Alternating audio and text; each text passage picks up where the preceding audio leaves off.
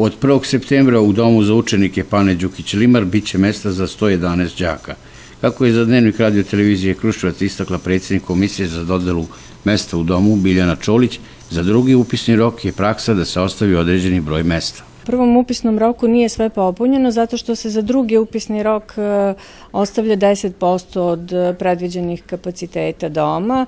To je otprilike 11 učenika. U prvom upisnom roku dom je primao 68 devojčica, 35 dečaka i 8 učenika sa posebnim potrebama.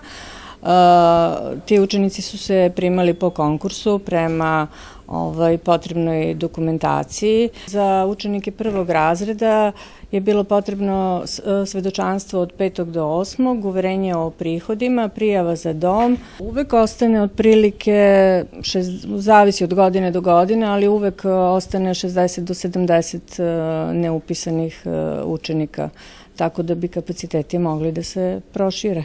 Novopostavljeni direktor ove ustanove, Nenad Dejanović, najavio je preuređenje dvorišnog prostora podizanjem parkovske površine. Potreba za domskim smeštajem učenika je prevazišlo potrebe u Kruševcu i u narednom periodu očekuje se proširenje kapaciteta.